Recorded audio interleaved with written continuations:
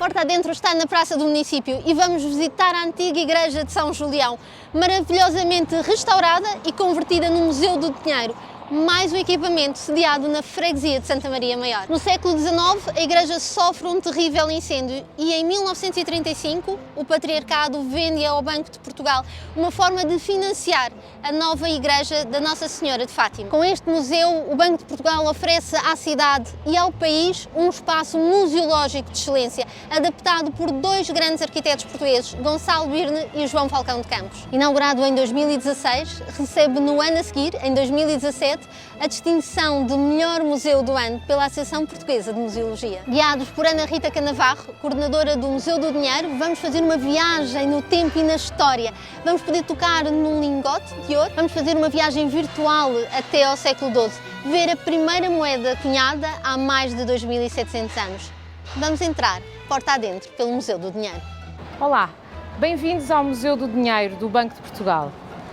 Aqui mostramos-lhe diferentes formas de dinheiro, contamos-lhe a sua história em Portugal e no mundo, mas refletimos também sobre a forma como o usamos hoje, no nosso dia-a-dia. Se quer ver dinheiro como nunca viu, venha daí.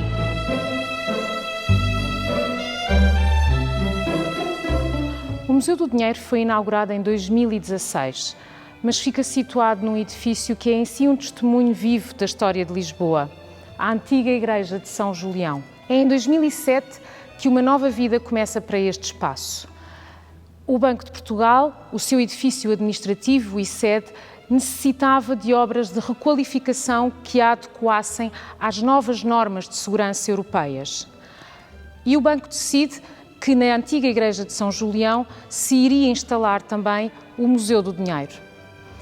Uma das marcas visíveis dessa requalificação encontra-se ali ainda na cabeceira da antiga igreja. É em 2007 que começa uma nova vida para este espaço. A sede do Banco de Portugal, que fica por trás da igreja, necessitava de obras de reforço estrutural que a adequassem às novas normas de segurança europeias. E o banco decide que na antiga igreja iria instalar o Museu do Dinheiro. Uma marca visível dessa renovação é, ainda hoje, o grande vão que se abre na cabeceira da igreja e que permitiu unir os dois edifícios. O projeto de requalificação é dos arquitetos Gonçalo Birne e João Pedro Falcão de Campos. Mas para percebermos como é que tudo isto aconteceu, temos que entender que edifício encontraram os arquitetos quando aqui chegaram e que novelo histórico tiveram que desfiar. No século XVIII, situava-se aqui a Patriarcal de Dom João V, que foi destruída pelo terremoto de 1755.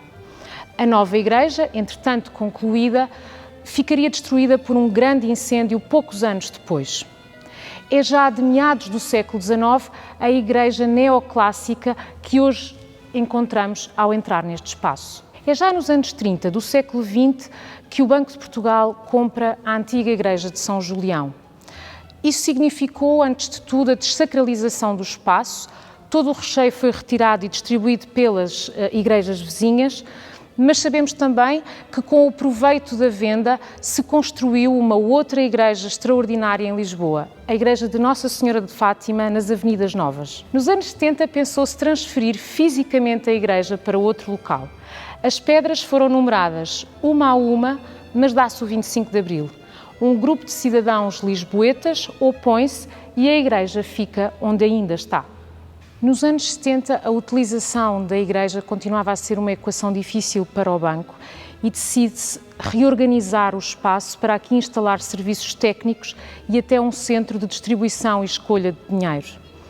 Se repararmos, hoje em dia, ainda se vê no altar-mor travamentos daquilo que era uma grande torre de betão construída em pleno altar-mor, com um monta-cargas que dava acesso a casas fortes, onde, por exemplo, se guardavam algumas das barras de ouro do Estado português. É muito curioso que muitos lisboetas que visitam o museu dizerem-nos ainda hoje que se lembram de ver as carrinhas de transporte de valores a entrar e sair pela porta principal da igreja. Havia mesmo uma rampa que cobria a escadaria e um semáforo até para esta saída e entrada de carros. Mas voltemos ao princípio. No altar-mor vemos hoje em dia a cabeceira primitiva daquilo que seria a igreja de finais do século XVIII, antes do grande incêndio. É apenas uma das marcas visíveis do respeito que o projeto de requalificação teve pela pré-existência do sítio. Para além do reforço estrutural, do restauro das cantarias, deixaram-se visíveis e evidentes muitas marcas da história deste sítio. É este projeto de renovação que mais impressiona os visitantes quando entram neste espaço. E foi ele que ganhou em 2014 o Prémio Valmor, que o Banco continua a honrar, ao cuidar todos os dias do espaço, mas também a usá-lo para benefício de todos. O Museu do Dinheiro organiza-se em 9 salas temáticas, desde o piso 0, onde estamos, às galerias superiores da igreja. Todas elas acessíveis e com diversas experiências multimédia ao longo do percurso. Se alguma vez se perguntou, afinal, o que é o dinheiro? Este é o bilhete gratuito que lhe vai dar a resposta a essa pergunta e a muitas outras. Tivemos aqui muitas escavações arqueológicas do século XIX até o Império Romano. Portanto, através deste vídeo, conseguimos perceber um bocadinho da história do sítio. Se nos aproximarmos, conseguimos entrar na Lisboa do século XVII, entramos pelo Rio Tejo, entramos no Terreiro do Paço Antigo, que nós já não conhecemos, e vemos como é que era a cidade ainda com uma traça muito medieval. A Igreja de São Julião, a primitiva, era medieval, do tempo do rei Dom Dinis, e estava um bocadinho mais a norte, portanto não aqui. Depois do terremoto de 1755, toda esta parte da cidade fica destruída, temos uma reconstrução, e essa reconstrução vai acontecer precisamente sobre os escombros desta parte da cidade, inclusivamente da Igreja de São Julião, que vai ser então reconstruída neste novo local. O que é que nós encontramos aqui durante as escavações arqueológicas muito importantes? A muralha de Dom Dinis. Muralha do reinado, precisamente de Dom Dinis, finais do século XIII. Em princípio, não sabemos muito bem, mas temos ali a indicação de 1294. E porquê? Porque temos o contrato para a construção desta muralha com esta data. Estamos então no núcleo de interpretação da muralha de Dom Dinis. Nós descemos literalmente para debaixo do edifício. Estamos a entrar para a parte que corresponde ao saguão do quarteirão, portanto, da sede do Banco de Portugal. Este núcleo não estava previsto ao início, mas como foi encontrada a muralha de Dom Dinis, monumento nacional, o Banco de Portugal decidiu fazer este núcleo para salvaguardar a muralha e fazer com que esta também esteja acessível a todos. Temos aqui alguns objetos arqueológicos, dos milhares que foram encontrados, desde o século XIX ao Império Romano. Temos as estacas pombalinas, por exemplo, que foram utilizadas precisamente depois do terremoto para a reconstrução de Lisboa. Temos, por exemplo, também alguns fragmentos de objetos domésticos com a respectiva reconstrução em 3D para explicar como é que eles seriam na sua totalidade, a sua função. Portanto, temos muito mais que está tudo a ser estudado ainda pela equipa de arqueólogos. As pessoas não têm noção, mas são contentores e contentores com fragmentos e objetos, mas estes aqui são especiais de alguma forma, são simbólicos de todas estas épocas. Temos aqui também, por exemplo, as ânforas romanas. Estamos na parte onde vemos a muralha de Dom Dinis, no seu sítio original, no seu contexto original. Portanto, ela foi aqui integrada. Obviamente que estamos neste momento neste passadiço, mas antes estaríamos se calhar a nadar, porque o Rio Tejo tocava literalmente aqui. Ou seja, esta muralha foi construída numa altura em que Lisboa estava com um grande desenvolvimento comercial. A cidade crescia muito, cresceu para fora da cerca velha e, portanto, toda a zona comercial e a população estavam a ser constantemente atacados por piratas que vinham saquear a população. Mas para percebermos melhor, portanto, o rio viria a sul, tocava aqui, a muralha era um bocadinho mais alta, claro, por ser antiga já está bastante deteriorada, e atrás então é que tínhamos a zona comercial da cidade. Mas o que é interessante também na muralha é que ela vai registando as várias épocas, portanto a cidade é algo vivo e a muralha também mais cedo ou mais tarde acaba por ficar abandonada e 2 quarteirões à frente vamos construir a muralha fernandina. A muralha é abandonada e integrada no tecido urbano da cidade. Então ela vai ser cortada, vai ser furada, vai ser reaproveitada e por isso é que temos aqui um poço pombalino construído depois do terremoto e até podemos, se quisermos, pedir um desejo e atirar aqui uma pequena estátua de Santo António sem cabeça, porque era assim que se fazia antigamente e ainda nos sítios mais populares.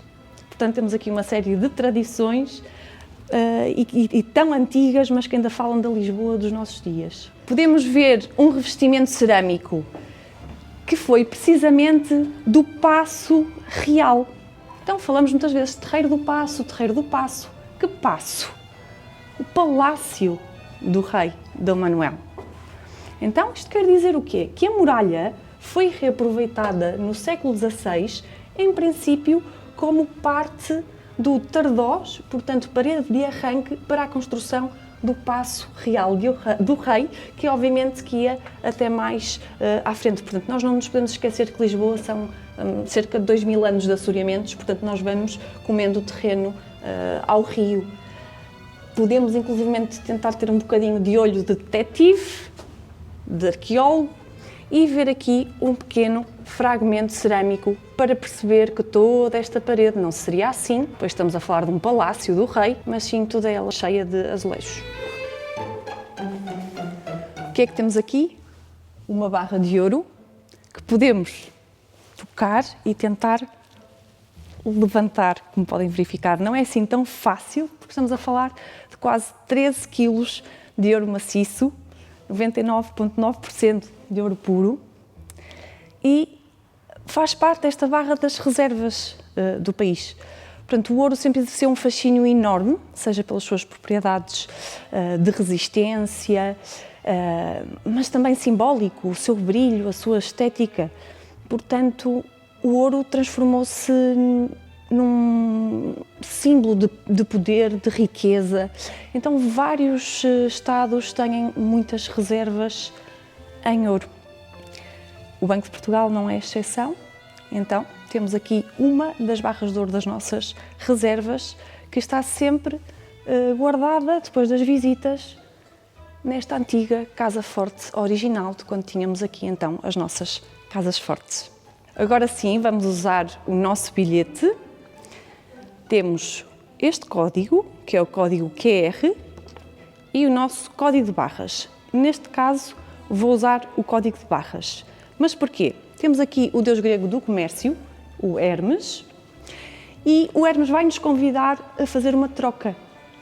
A grande questão é, então, mas todo o dinheiro é ouro, acabámos de tocar em ouro, estamos a falar do valor do ouro, mas então o dinheiro, como é que surgiu?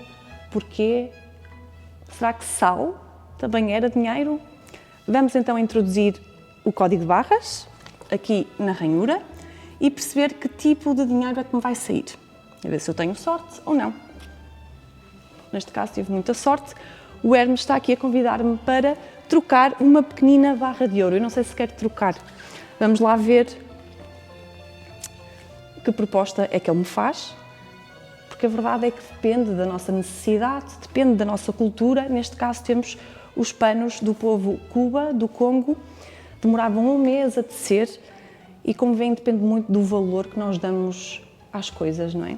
Neste caso, eu não vou trocar e decido ficar com a minha pequena barra de ouro. Vamos continuar a visita? No núcleo convencionar, podemos ver algumas das primeiras formas de moeda metálica num diálogo entre o Ocidente e o Oriente. Do Ocidente podemos ver o tece de Státer, da antiga Lídia, a atual Turquia, e do Oriente podemos ver o dinheiro-faca da China. Também revelamos nesta sala algumas das primeiras formas de papel-moeda, vulgarmente conhecidas como notas, também num diálogo entre Ocidente e Oriente, e aqui também mostramos novamente uma nota da China e uma nota de um banco sueco.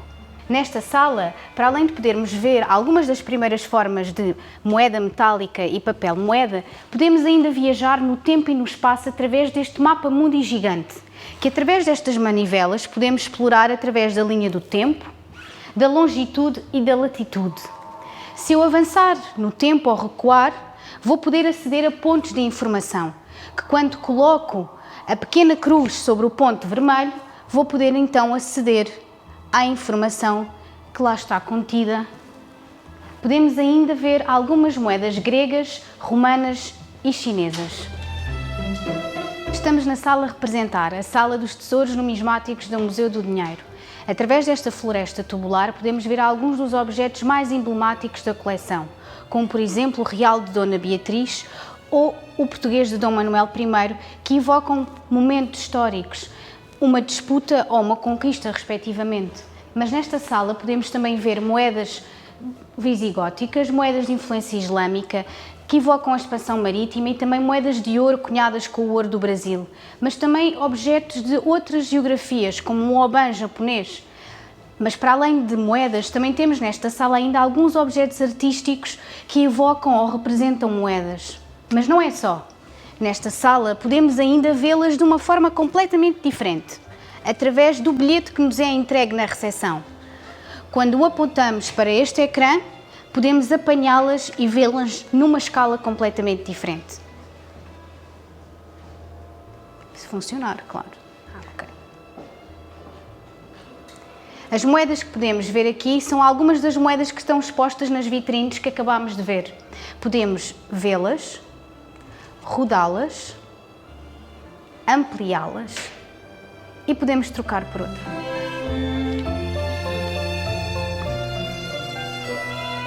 Na sala a ilustrar, dedicada à iconografia do dinheiro e à diversidade cultural, podemos viajar pelo mundo.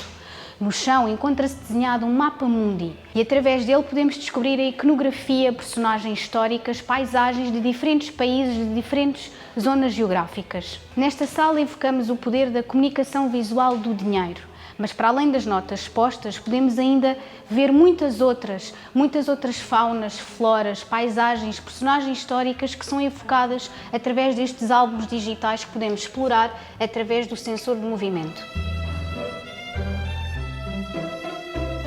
No núcleo 5 do Museu do Dinheiro, a palavra de ordem é narrar. Depois de termos refletido sobre a natureza do dinheiro, analisado as origens do dinheiro e ainda revisitado algumas das peças mais importantes da coleção, chegamos ao ponto em que entramos na história do dinheiro no ocidente da Península Ibérica e especificamente em Portugal. Este núcleo está dividido em duas partes.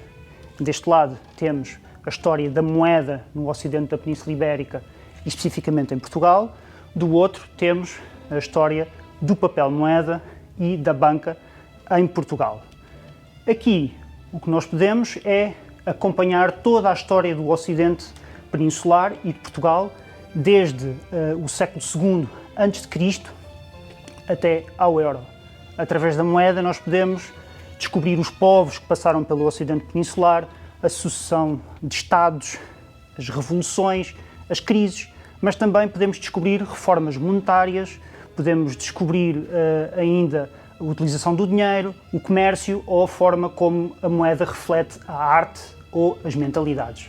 Do outro lado tínhamos a moeda metálica, deste lado temos então o papel moeda. Para tratarmos da história do papel moeda, recuamos até às origens remotas da atividade bancária na Mesopotâmia e na Europa, para depois conhecermos aquilo que é o papel moeda utilizado em Portugal, desde as ações das companhias monopolistas às apólices do real erário, passando pelas notas do Banco de Lisboa, as primeiras notas portuguesas, as notas do Banco de Portugal até ao euro. Uma das peças provavelmente mais interessantes deste núcleo são as notas de 500 escudos relacionadas com o célebre caso Alves Reis, uma burla de grandes proporções que ocorreu na década de 1920 e que envolveu estas notas de 500 escudos do Banco de Portugal. No núcleo 6 do Museu do Dinheiro vamos descobrir o que é que significa exatamente fabricar quando se fala de dinheiro. Uma vez mais, temos a narrativa distribuída em dois lados, um sobre a moeda metálica, o outro sobre o papel moeda. Mas a forma que nós utilizamos para compreender o fabrico é essencialmente a mesma. Partimos das matérias-primas, da sua transformação, das várias técnicas de fabrico utilizadas e da sua evolução, até chegarmos à produção do euro e, finalmente, a questões relacionadas com a qualidade das notas e das moedas e com a contrafação do dinheiro.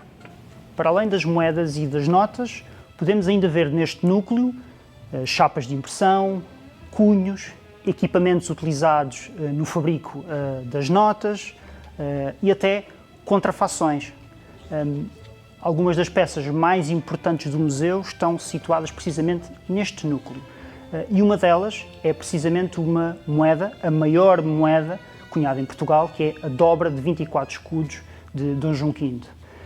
E esta peça faz-se acompanhar do seu cunho, o cunho que serviu para cunhar esta moeda, e ainda de um punção de retrato que tem a efígie do rei Dom João V. Estas três peças, a dobra, o cunho e o punção, são da coleção da Casa da Moeda. Não nos esqueçamos que estamos no Museu do Dinheiro do Banco de Portugal. E o que é que faz o Banco de Portugal? Isto é o que tentamos responder aqui no nosso novo núcleo, o núcleo Compreender. Compreender o Banco de Portugal, que é o Banco Central da República Portuguesa. Quais são as suas missões, essencialmente? Estamos a falar da estabilidade de preços e da estabilidade do sistema financeiro. Mas às vezes pode ser um bocadinho difícil de perceber estes temas, podemos aprender a brincar. Então vamos outra vez usar o bilhete e temos uma sala com imensos interativos.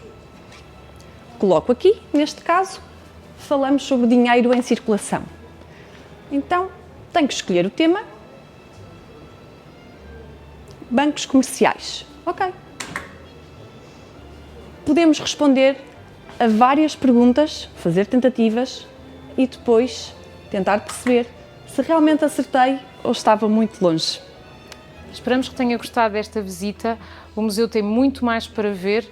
Fica aqui o convite para nos visitar brevemente.